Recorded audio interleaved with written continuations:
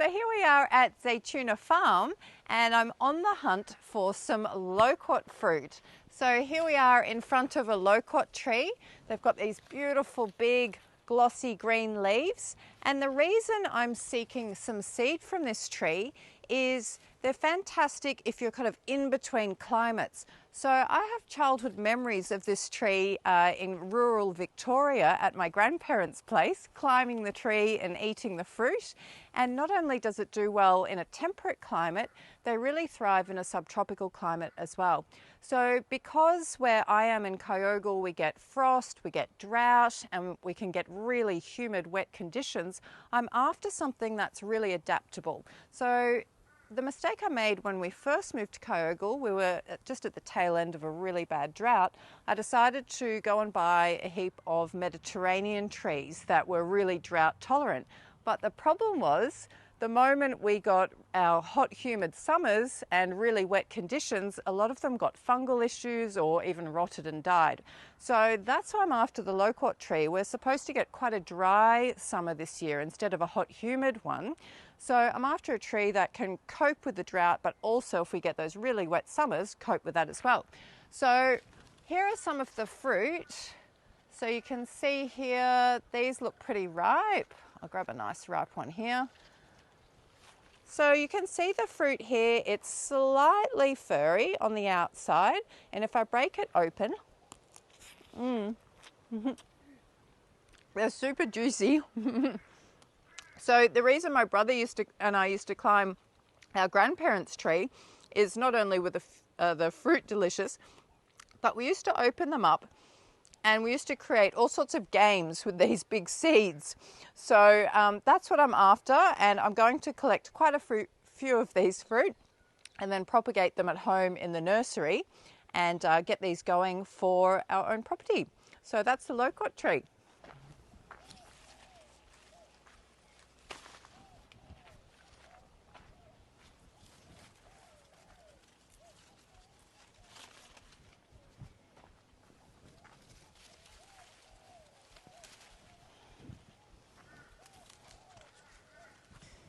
So now that we've gone and collected all of our fruit, here's Latifa Lawton, and she has kindly offered to be my assistant today and help me eat all this fruit so that we can start propagating the seed. So dig in, Latifa.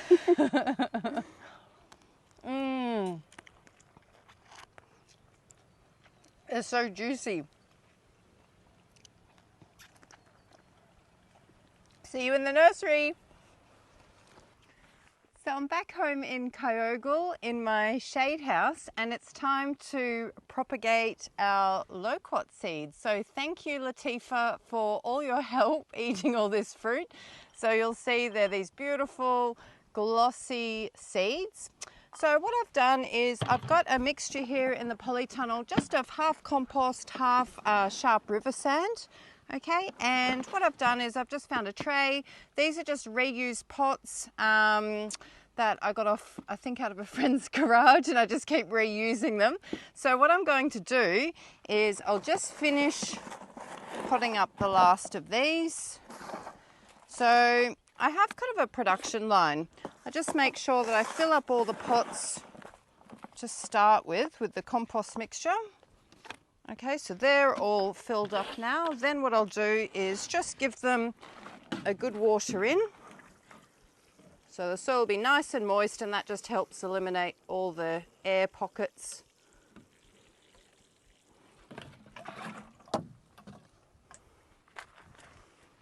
Now they've had a good soak, I just use a finger, do a little indent. What you want to do is you want to plant the seed about twice the width of the seed. So I just go through, do an indent in each pot like this.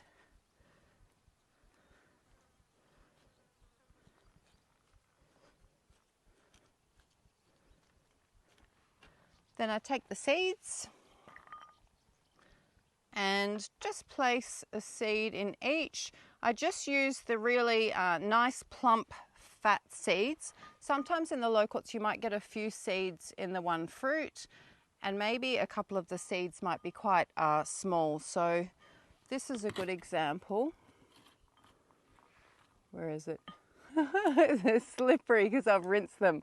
Good tip too, rinse all if there is any fruit stuck to the seed, just rinse them off.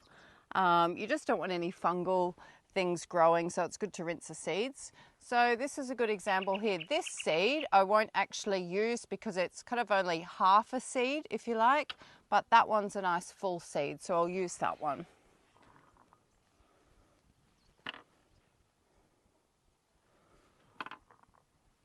And it's good too to select the best genetics.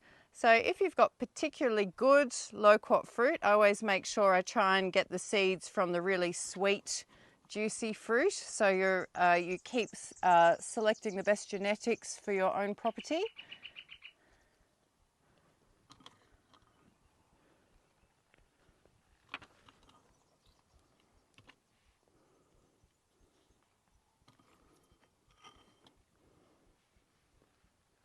And we might even have the perfect number of seeds.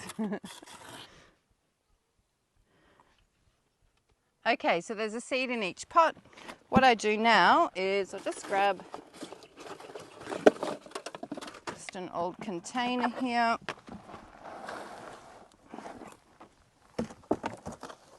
So this is just the compost mixture, and I just go and just top up the pots.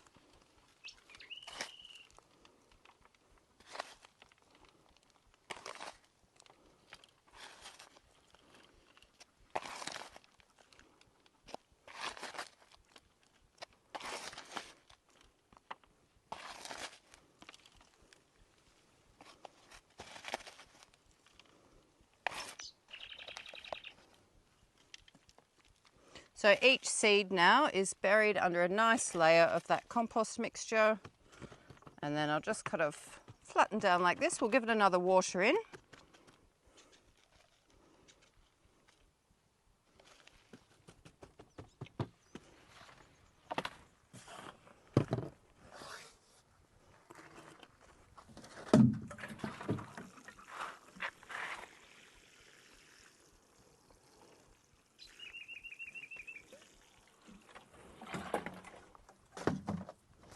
So they've all had a great soak. Now the last thing to do is label them. So I like to just make a note. I'm just going to put here Loquat, and I'm going to put Zaytuna Farm just so that I know where I collected the seed from in case I want to get any more. And then I'll just put today's date that I've potted it up. Pop my label in, and then I just keep them in the shade house. You'll notice usually because it's spring now and we're going into the warmer weather, they should sprout quite quickly. Sometime if you're collecting seed in autumn or something, it may not sprout during the winter. It'll wait till the seeds will wait till spring to sprout.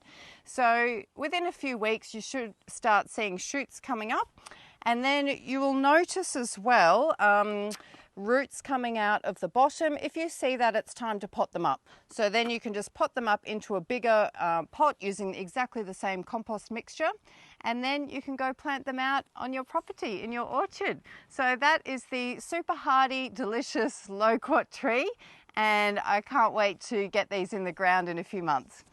See you later.